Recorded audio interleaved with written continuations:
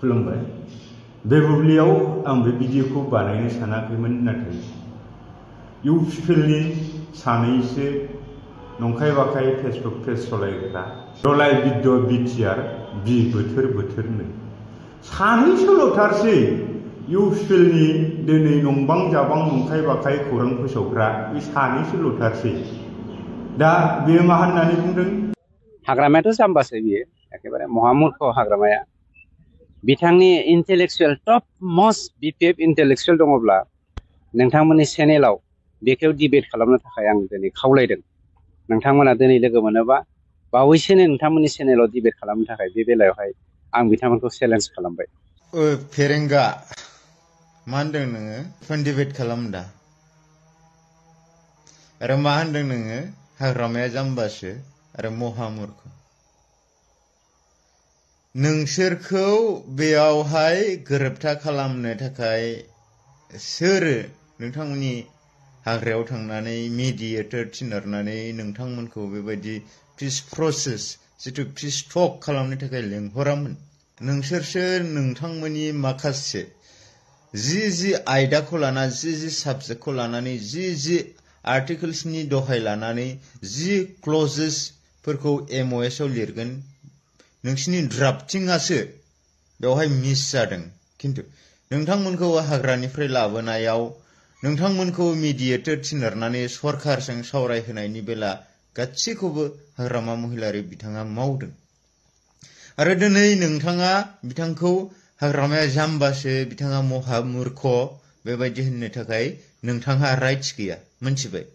आरो नों मानि सायाव नोङो दिनै अपेन डिबेट खालामनो चेलेन्ज खालामदों साबजेक्टखौ हायोब्ला नों खोन्थानानै हो मोनथिबाय मा हाग्रामानि मा बिपिएफनि टप मोस्ट इन्टेलेक्चुएल बयबो बर' हारिनि साफ्रोमबो फिसाफोरा नोंजों अपेन डिबेट खालामनो हायो मोनथिबाय फेरेंगा नोंल' नङा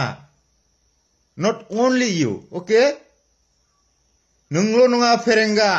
नों बायदि जाम्बा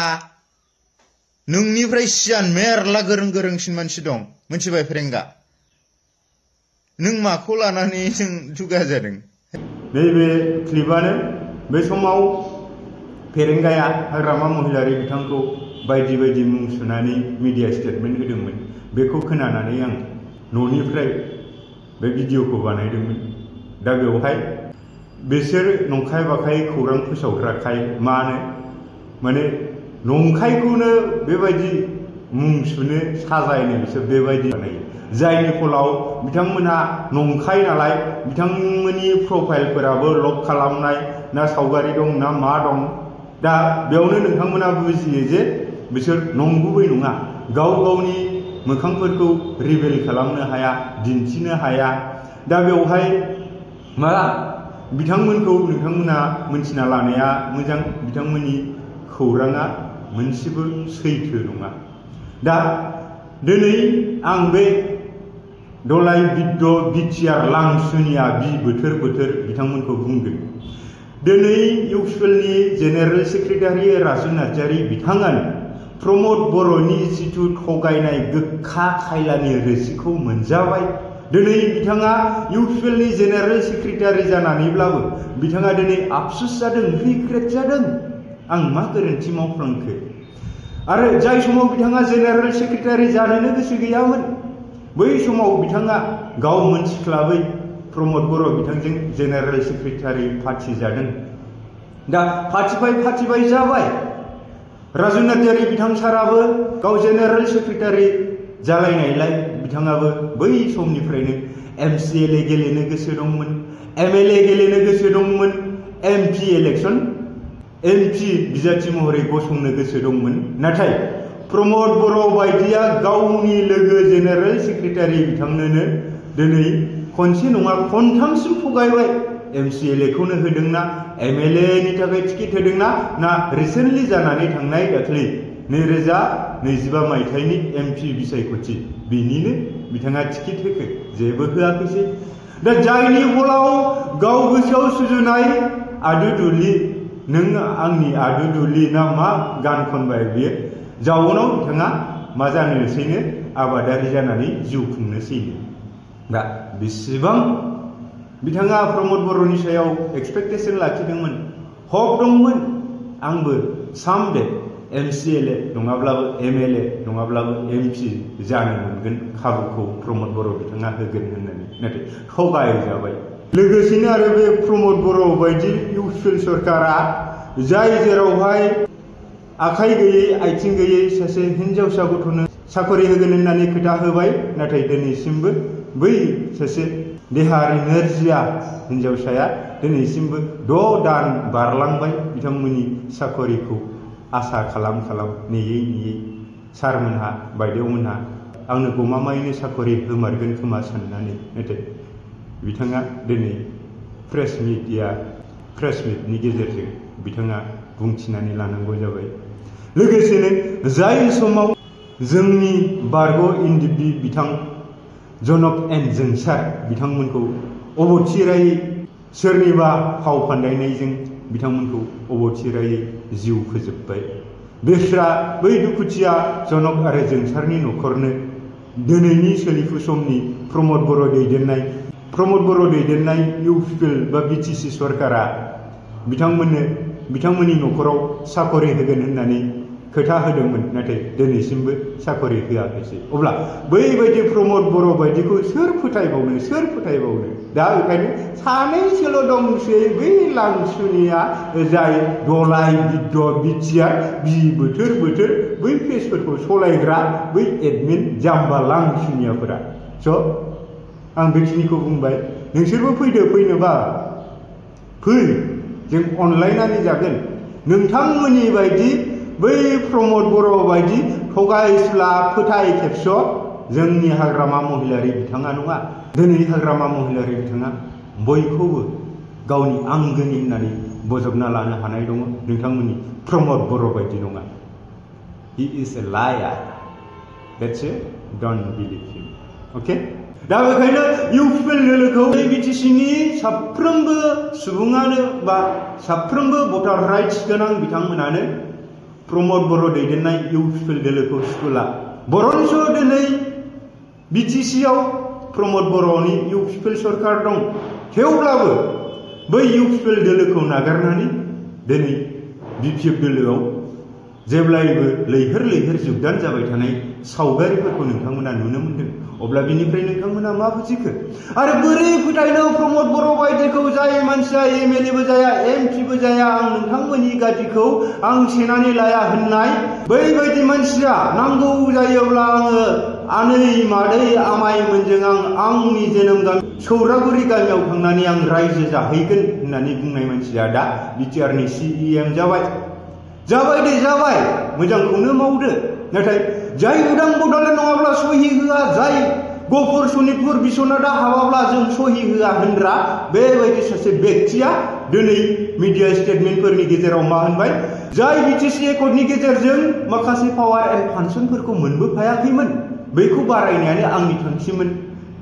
जेरावहाय BTC एकर्डआव फाइनान्सियेल पावार गैयामोन, बेखौ बारायहोनाय बा 125 एमेन्डमेन्ट बिल खालामनायानो बिथांनि थांखि जाफैबाय। दा 125आव मा दं बेखौ आं नोंथांमोननो फोरमायजोबला, नाथाय बेयाव फाइनान्सियेल पावार दं नालाय बेखौ बारायहोनो बिथाङा दिनै मोनबाय। BTCआ फाइनान्सियेल पावारखौ मोनबाय।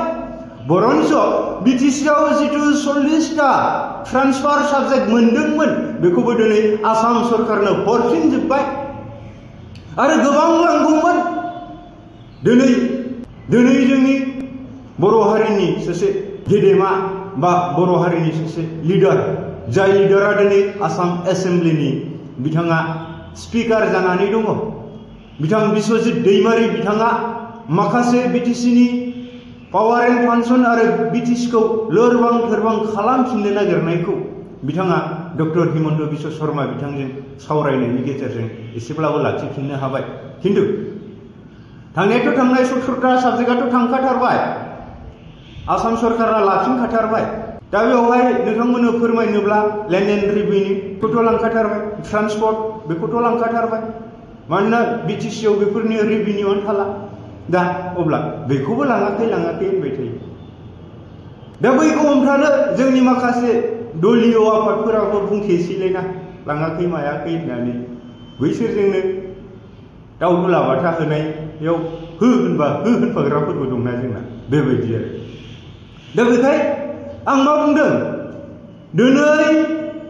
जाय बायदि मानसिया जोंखौ बेबायदि दर नारनानै बुजाबाय माबाय होनना बानसावलाबायनाय जोंनियाव बेबायदि केरेक्टार गैया बरन्स इउपिपिएलआ जेब्लानिफ्राय बिटिसि सरकाराव फैदों बै समनिफ्रायनो इउपिपिएलनि चेयारमेननो सोरबा लाइमोन गांखंनि माबा आफादगिरिनो माबा प्रेसिडेन्टनो सोरबा पेरेन्टस बडिनि माबा मोनसे बिबाननो मालाय फिसाइ गोनांखा मालाय हौवा गोनांखा बैफोरखौ लांदों आरो बरनाम जादों खम जादों बैबायदिल' नुदों दिनै इउपिपिएलआ बिटिसिआव सरकाराव फैनायनि उनाव दिनै इउपिपिएलनि माखासे बिबानगिरिफोरा मानो बेबायदि जाथायजों गले गले बेबायदि जाथायखौ रायजोनि गेजेराव नोंथांमोना खालामना दिन्थिबाय थाखो बे मानि इसारा दिनै नोंथांमोनखौ जों बेखौसो बुङो 17 बोसोर गांहाबनानै थानाय उखैहाबनानै थानाय जेरै खुसेंग्रा गुदुङाव दै लुबानो गोसो बायदि स' हाबलाङो थिग बेबायदि बाला गोरान बायदि नोंथांमोननि इउपिपिएल सरकारा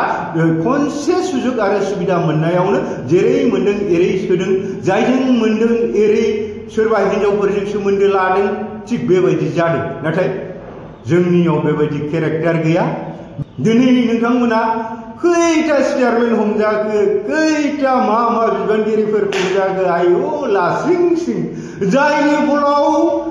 बिटिसिआव इउपिपिएल सरकार फैनायनि उननिफ्रायनो फिसाइ गोनांखा बिसि गोनांखा फिसाइ बिसोरबो सोरबाया सोरजोंबा लादों आरो दोनखारलायदों दा बेखौ इउपिपिएल सरकारानो फोरोङाखै होमबा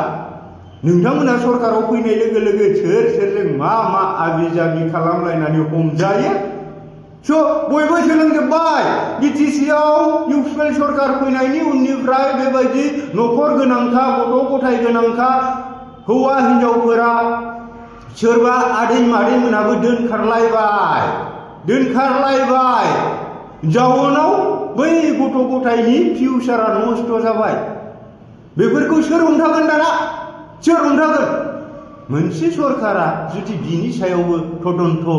लायाब्ला जेबो केयारखौनो खालामाबा केयारलेसब्ला गावसोरबो हमजायोब्ला अब्लाथ' लाइ मोनगोन नङा होमबा दा बाथ्राया बेबायदि आरो खिन्थु आं बुंनो गोसो गैयामोन बुंबाय आरो जों बर' खौरांगिरिफोरनि गेजेराव मैया दाख्लैनि गेजेराव आं मा नुदों जोंनि बर' खौरांगिरिफोरखौ माखासे राजखान्थि दोलोनि नेताफोरा बे उमुखानि चेनेल होननानै जोंखौ बुङो जाहाथे बिनिफ्राय बिथांमोना बेबायदि बुंनायनिफ्राय गोजानाव था होननानै सिटावनि होदों हुमखि होदों आरे बाबा होनजाखागोन मिडियानि जानानै जुदि बर' खौरां बिजोंनि मानसिब्ला निउट्रेलाव थानानै खामानि मावनांगोन न' डाउट बयबो जे सोरनिबा नेगेटिभल' बुयो आं बे बाथ्राखौ बुङाखै बर' खौरां बिजोङावबो माखासे चेनेल दं जाय निउट्रेल जानानै जेब्लायबो निउस खालामो बिथांमोनखौ आं बुङाखै नाथाय मोननैसो चेनेल दङ जाय चेनेलाव अलवेज बिपिएफनि नेगेटिभखौल' बिथांमोना नागिरबाय थायो बिपिएफनि पजिटिभ माब्लाबाबो बिथांमोना बुङा आरो जाय इउपिपिएल दोलोआ दिनै समग्र बर' रायजो राजाखौनो थगायबाय बैबायदि पार्टिखौ बिथांमोना मोजां बाख्नाय खोथा बुङो नाथाय दिनैनि रायजो राजाफोरा जाम्बा जाम्बि नंला दिनै बयबो साननो हनो रोंगौ बेखायनो दिनै बिथांमोननि चेनेला मोननैसो चेनेल आरोना गासिबो चेनेलखौ बुङाखै मोननैसो चेनेल आरोना भिउस जायो ना लाइक मोनो ना कमेन्ट मोनो आरे बाबा नों रायजोनि जानानै माव नों निउट्रेल जानानै माव नों बयनिबो जानानै माव मा अलवेज बिपिएफनि निउसबाथाय नेगेटिभ दामनाय पजिटिभखौनो होफेरा आरो नोंसोरखौ सोर लेंहरनोबाय आंखौ बुंदों लेंहरनाङा बेबायदि मोननैसो चेनेलखौ लेंहरनो दरखार गैया नांगौ जायोब्ला दिनैनि दिनाव बेबायदि जोंनो सोरनिबा खौरां बिजोंनि गोनांथि गैया नांगौ जायोब्लासो होनदों दे आं मानोना बयनिबो आखायाव दिनै डिजिटेल जुगाव बयनिबो आखायाव मबाइल दं, बयबो फेसबुक एकाउन्ट दं, माबा मोनसे बेवहाय मिटिं जादों, प्रग्राम जादों, माबा मोनसे घटना जादों, नोंनि फेसबुक एकाउन्टनि गेजेराव आपल'ड होनायनि गेजेरजों नों शेयार खालामनो हायो, मिथिबाय? बेखायनो आं बुंदों दिनै जुदि नोंथांमोना बयनिबो थाखाय निउट्रेल भाबै मोजां निउज कभारेज खालामनायमोनब्ला दिनै माखासे राजखान्थि नेताफोरा नोंथांमोनखौ मानो बे उमुखानि बे तुमुखानि मानो होनदोंमोन होननाय नङामोन निस्सय। स' नोंथांमोना बैनिफ्राय बुजिनानै नायनानै नोंथांमोना निउट्रेलाव थानानै नोंथांमोना निउज कभारेज खालामनायनि गोनांथि दं, बेखौसो आं साजेस्ट खालामो। दा बेखिनियाव बे बाथ्राखौ बुंबाय आरो आंबो बुंबावगोन BPF न'खरनिफ्रायथ' जों बे सेटेलाइट चेनेल प्रिन्ट मिडिया बिथांमोनखौ बुङाखै, दा बर'आव जाय जाय खौरां बिजों खामानि मावदों माखासे चेनेलखौ BPFनि नोंथांमोना नोंथांमोननि प्रग्रामाव लिंहरनायनिफ्राय लिंहरियानो मोजां, नांगौब्ला बिथांमोननो हरनांगौ जिथु थाव खरसा बेफोरखौ जोङो सोरबा गोरिब गुन्द्रा न'खराव होयोब्ला निस्सय एसेबाबो बोर मोनगोन आरो बै गोरिब गुन्द्रा जाय व्यक्ति बिथांमोना खबसे ओंखाम मोनजागोन होननानैसो आं साजेस्ट खालामनो सानो। स' बेखिनियाव बेखौनो बुंबाय, गोबां बुंगोन। इलेक्शनसिम जिथु नैबे सोलिबाय थानाय 2025 मायथाइनि सेप्तेम्बर दानावनो BTC बिसायख'थिया फैगासिनो दं, बैसिम जोङो खोथा बुंगोन आरो बिनि उनावहाय जों मावनानै दांनानै जायो ना मायो जोङो जोंनि आथिङाव जों गसंगोन, मानोना जों always prepare for our in future life. Okay, so thank you.